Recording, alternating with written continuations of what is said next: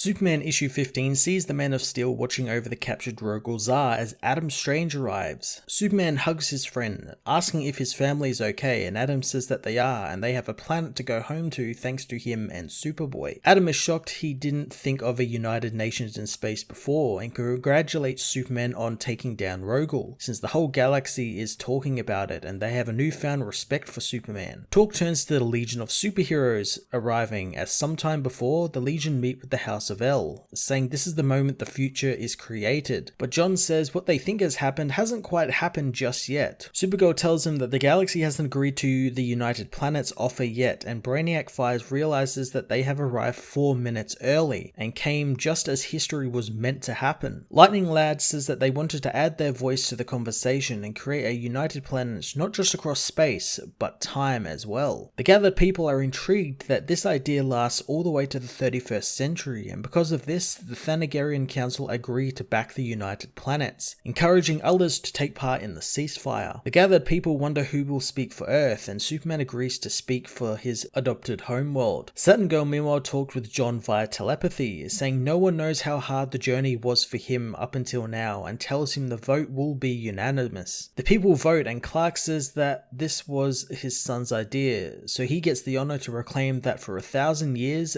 this day will be known as Unity Day. In the present, Adam says that Superman's son did well, but Clark knows that he will soon be losing him again to the universe. Earlier, John is asked to join the Legion of Superheroes, but wonders if, since they are from the future, they should already know if he's going to say yes and join. The Legion begin to overwhelm him, and he wonders if they need an answer right then and there, but Saturn Girl tells him that she can come back tomorrow when they are back on Earth for the answer. The Legion open a portal, saying their goodbyes and disappearing back to the future as Superman meets with the other United Planets Council members. Zod interjects, wanting to know what the monster Jor-El is up to. In the present, Clark knows Adam has something he wants to tell him, and Adam says that Jor-El has been arrested and sentenced for his crimes against the galaxy, and Superman is welcome to look over the evidence, but it is damning. Clark wants to speak with the leaders, but Adam says that Jor-El broke every law of science, physics, and time travel. Clark tries to defend his father, saying that Jor-El comes from a different time and a different generation to theirs, but Adam says that not only were those laws broken, but he created Rogol Zaar and released him on the galaxy. Adam knows that it was all before Clark was born, and asks him if creating a genetically enhanced war monster sounds like he's from a different generation or something that they actually deal with all the time. Clark appreciates Adam for telling him and wants to know where they incarcerated Jor-El, but Adam says that they gave him the simplest form of punishment. Superman learns that the time stream anomaly that brought Jor-El to this time has caused nothing but chaos for the galaxy. Therefore, he will be sent back to his own timeline, meaning he will be put on Krypton the moment it exploded.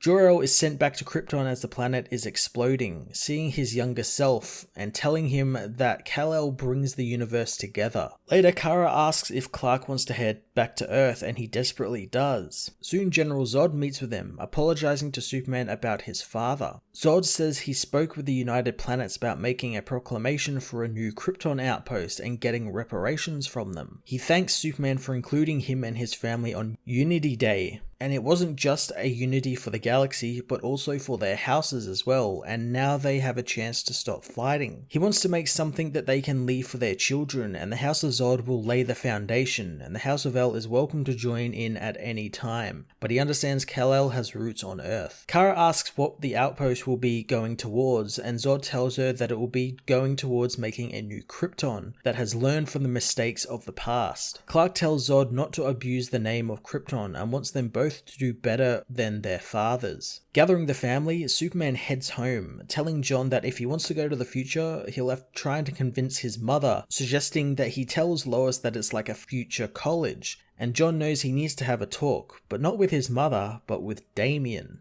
Superman issue 15 ended the whole Unity saga that has been going on essentially since the first issue, or if you want to go back even further, the first issue of the mini-series Man of Steel. Talk about a drawn out plot where literally nothing happens of note. Really, nothing literally happens. This is Bendis' Superman legacy so far, spending 15 issues just to get to a point we knew we'd get to thanks to about the second issue where we saw a far future where all of this already happened. happened. Not only that, but this issue kind of shat all over Jeff Johns' story of Jor-El, effectively killing off the character without letting Clark even get a moment or anything with him. It felt a lot like an editorial thing rather than a Bendis thing, since that was the last Johns thing left over from the New 52 and the stuff he was setting up in his Superman book, and DC editorial love fucking him over lately. Now the family are back on Earth, we can finally maybe move on to something with a little less bullshit in the story and maybe something a bit more traditional in terms of Superman stories. But that was a first 15 issues totally wasted for nothing. I'm going to give this issue a 3 out of 10.